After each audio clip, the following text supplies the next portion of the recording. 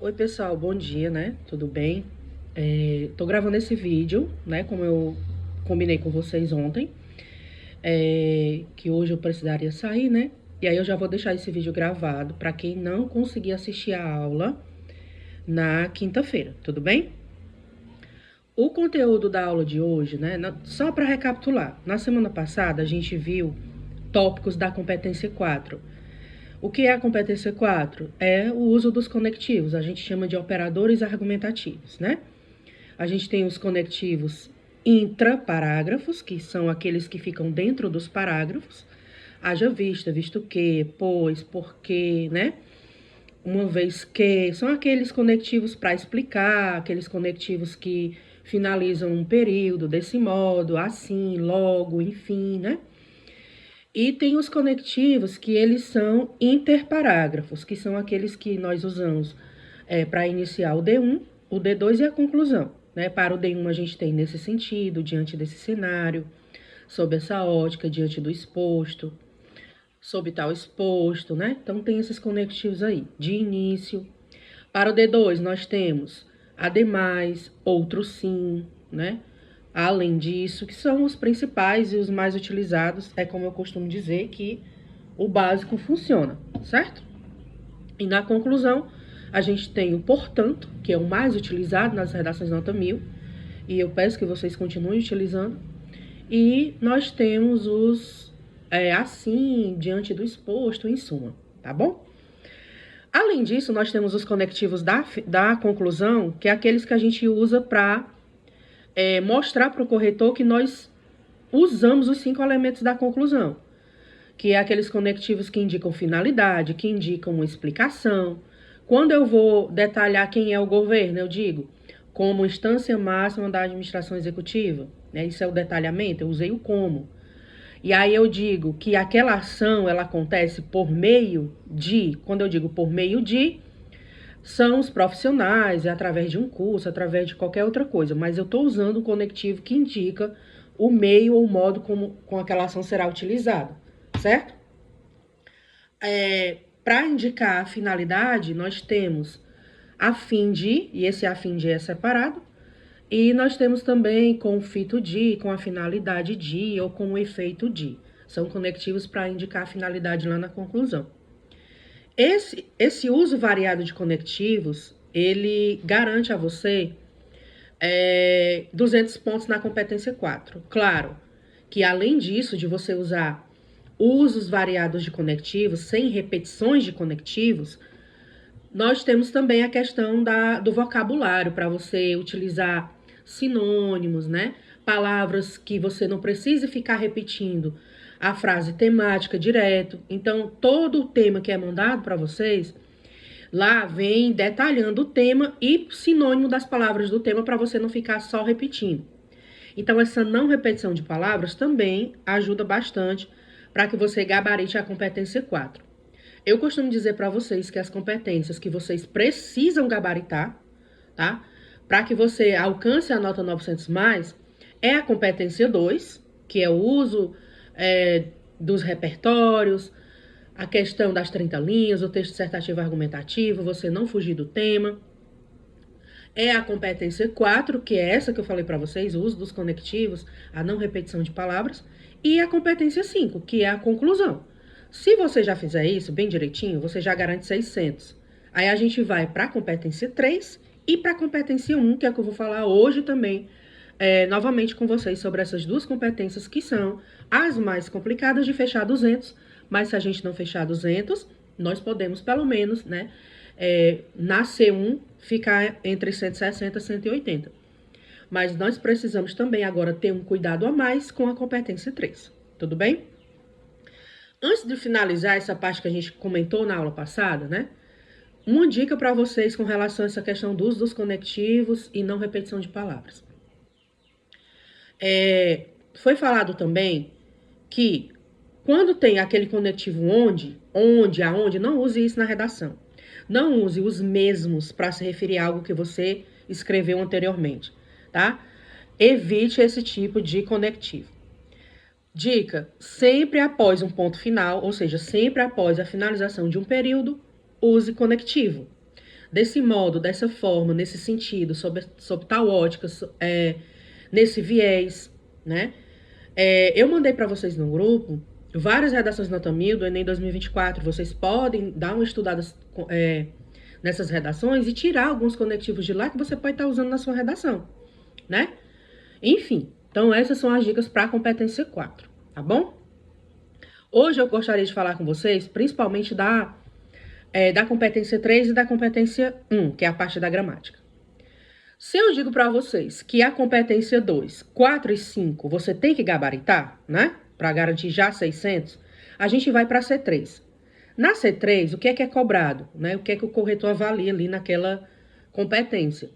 É o planejamento de texto. Quando eu vou ensinar para vocês a estrutura da redação, eu já ensino como é que você tem, o que é que você tem que colocar em cada parágrafo, porque isso já me traz um planejamento de texto. Por exemplo, na introdução eu tenho que escrever 3 períodos: repertórios, problematização temática, fechamento com as 2 causas teses. Isso é um planejamento, tá? E quando eu me planejo para usar, para esse tema, eu vou usar essa introdução. Isso é um planejamento de texto. Tudo bem? Quando eu vou para o D1 e para o D2, quando eu coloco que o governo é culpado e eu coloco que a falta de informação também ajuda a contribuir para que esse problema não seja solucionado, isso é um planejamento de texto. E aí, através disso, é que eu vou escrever as minhas causas, as minhas consequências relacionadas àquele argumento que eu coloquei. Isso é planejamento de texto.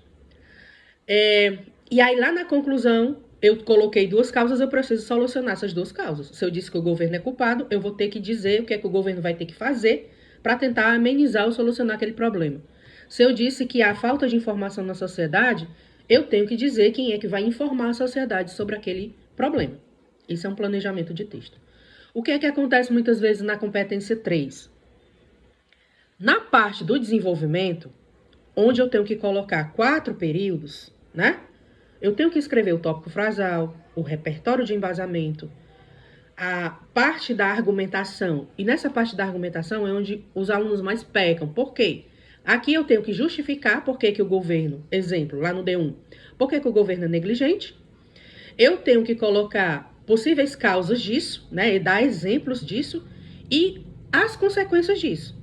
E depois eu tenho que fechar o parágrafo, eu tenho que fazer um fechamento crítico, uma crítica direta àquela causa. Então, às vezes, na parte da argumentação, os alunos esquecem de colocar exemplos ou consequências, ou muitas vezes o que está acontecendo é que não aprofundam melhor essa argumentação. Como é esse aprofundamento da argumentação? Quando eu digo assim, se é um tema, eu vou falar aqui do tema da segurança pública, que foi o tema dessa semana passada. Os desafios da modernização da segurança pública no Brasil. Então, eu tenho várias palavras-chave nesse tema. Desafios, modernização, segurança pública, Brasil, certo? Eu tenho que escrever, né, todas essas palavras-chave em cada parágrafo do meu texto. Lá na introdução eu já coloco. Para o D1 eu vou ter que colocar também. Então, quando eu digo assim, eu usei o meu repertório. Exemplo, vou falar que o repertório que a gente está estudando, que é o mais conhecido, mas tem vários, né? Lá naquele material sempre tem vários repertórios que você pode estar usando. Mas quando eu digo assim, diante desse cenário, tópico frasal, diante desse cenário, a inoperância do poder público, ou seja, a ineficácia do governo, né? Contribui ou aumenta, né? Contribui para a não erradicação do revés, ou contribui para que a segurança pública no Brasil ainda seja um problema. Isso é um tópico frasal, terminou no ponto. Aí eu venho para o repertório de embasamento, eu uso o Zygmunt Bauman. Nessa lógica, o sociólogo polonês Zygmunt Bauman afirma que as instituições brasileiras, elas são consideradas como zumbis.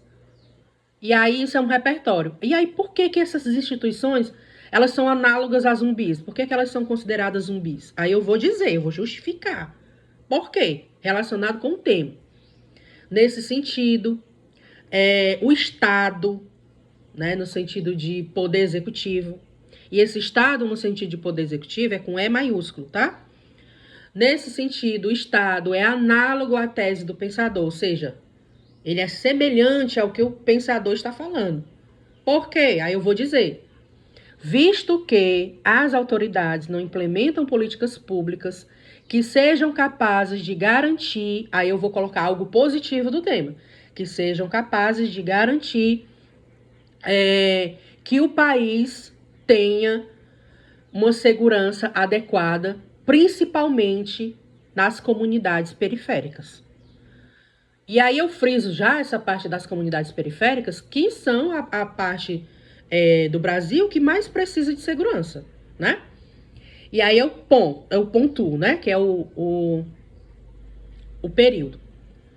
E aí eu justifiquei. Agora eu tenho que entender que eu tenho que colocar exemplos disso.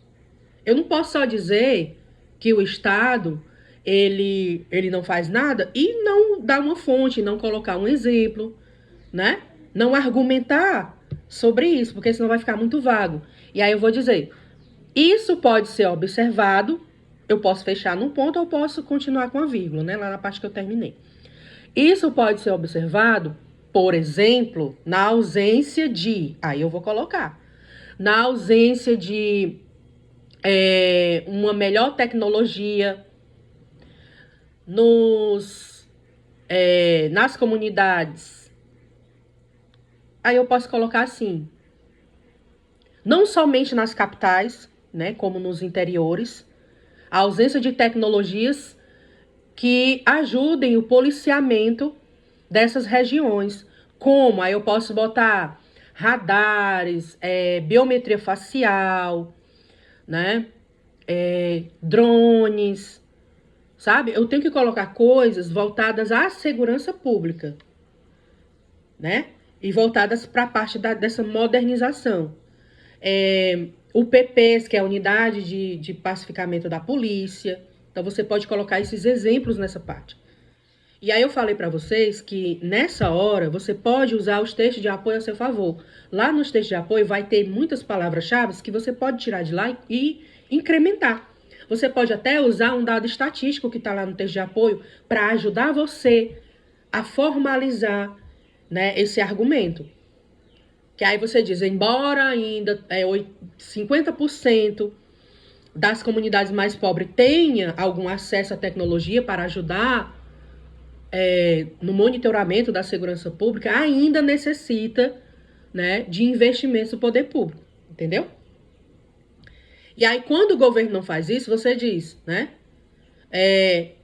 com efeito ou consequentemente, aumenta os casos de violência no interior e nas grandes cidades. Aí você vai colocar quais são as consequências dessa falta de modernização da segurança pública.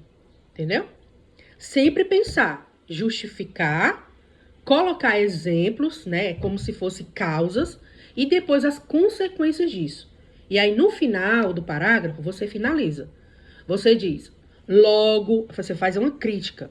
Logo, enquanto o poder público for negligente com relação a essa modernização do policiamento brasileiro, o país continuará no mapa da violência. É dessa forma que vocês têm que escrever e pensar, tudo bem? É uma sequência. Então, para os meninos, né, para vocês que estão nesse curso, principalmente os alunos de terceiro ano, já pensa assim, eu já tenho um repertório para culpar o governo, mas eu posso incluir outro repertório no meu texto. Eu posso incluir um dado estatístico, eu posso incluir um direito que está lá na Constituição Federal, tudo bem? Para complementar esse meu argumento. Que foi o que eu falei para vocês na semana passada. Na semana passada eu disse a vocês que o que diferenciava as redações de nota 1000 das redações de 900 mais era isso. Era essa junção de repertórios que os meninos estavam escrevendo, principalmente no D1.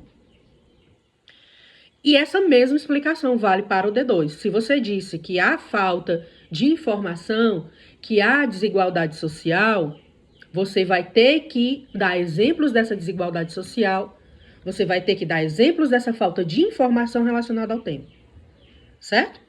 E por último, você vai para a conclusão, para fechar essa parte da competência 3. Porque você pode perder pontos se você não solucionar as duas causas que você colocou. Então você vai dizer, começar com aquela frase de efeito, né? Urge, portanto, que os desafios para a modernização da segurança pública no Brasil sejam combatidos.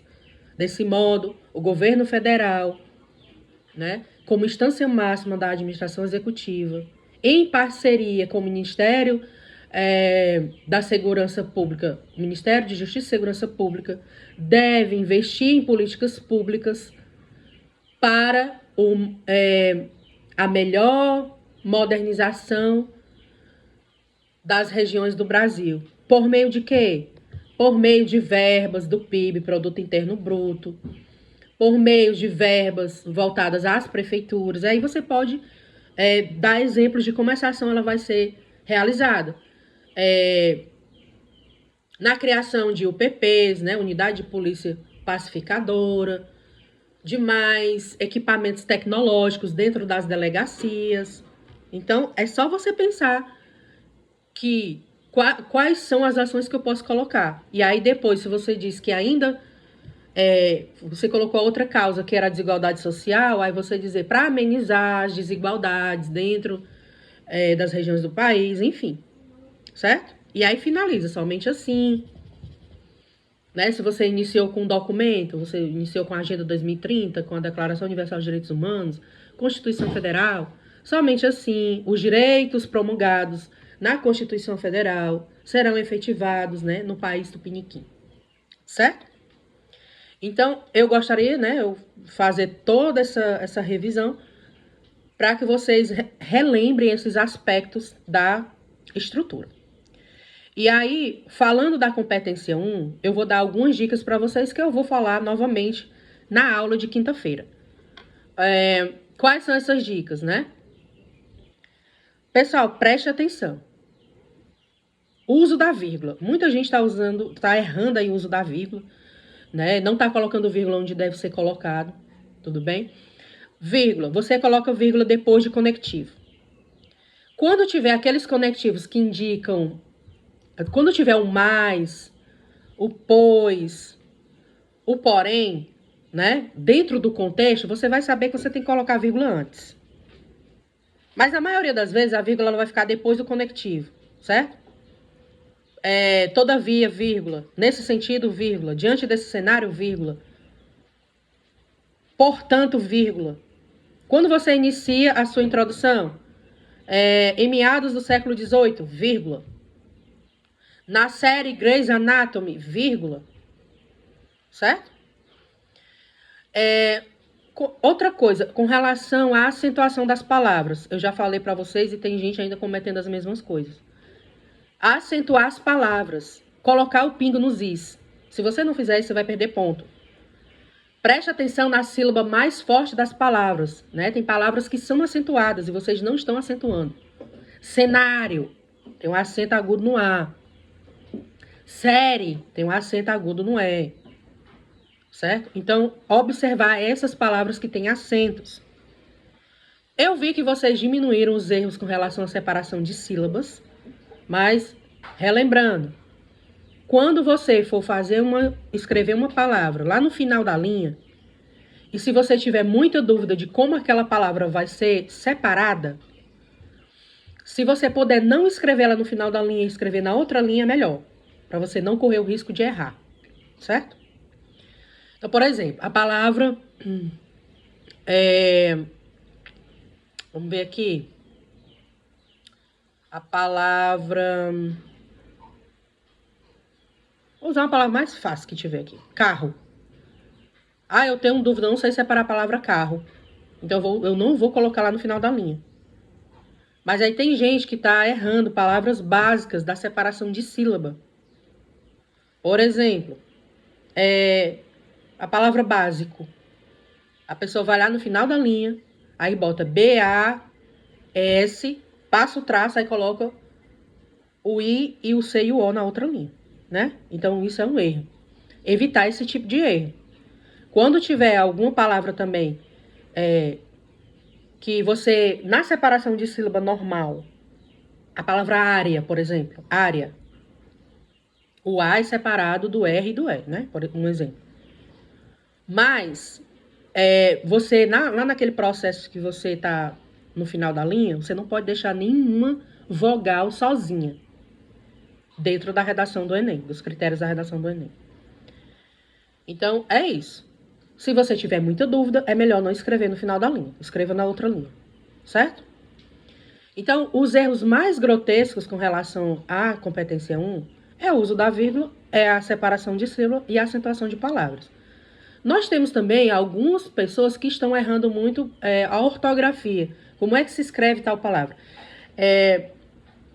Só que, tipo, são pessoas que vão entrando agora e tem todo um processo. Mas a maioria dos meninos que já estão desde o começo, como já tem uma certa regularidade na escrita, eles vão meio que diminuindo esses erros, né, de ortografia.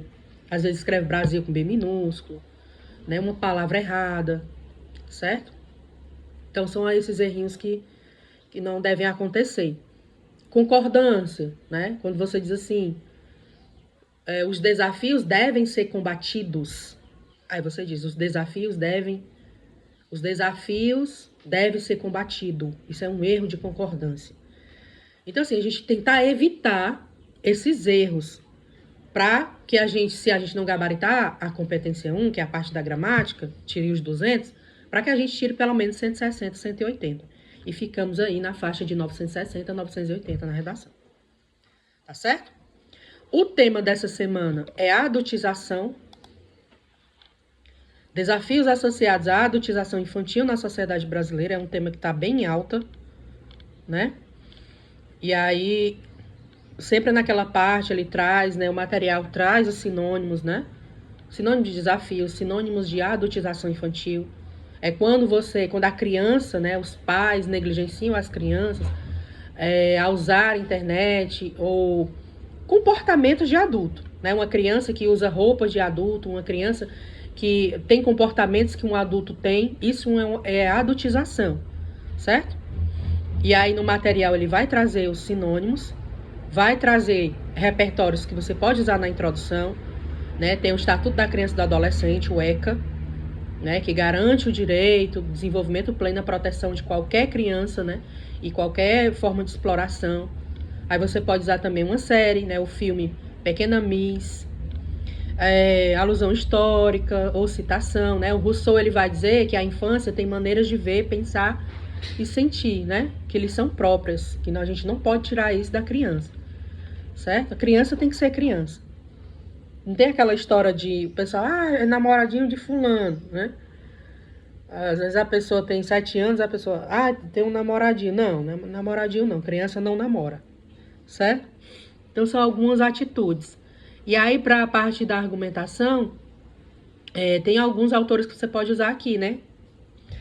Tia, eu já tenho o meu modelo de redação, mas como eu falei, você pode acrescentar. Aqui tem o Pierre Bourdieu, tem o Ariano Suassuna, tem o Paulo Freire, tá? Tem alguns, o Gilberto de Mestaing, né? Que ele fala do cidadão de papel, enfim, tem alguns repertórios aqui.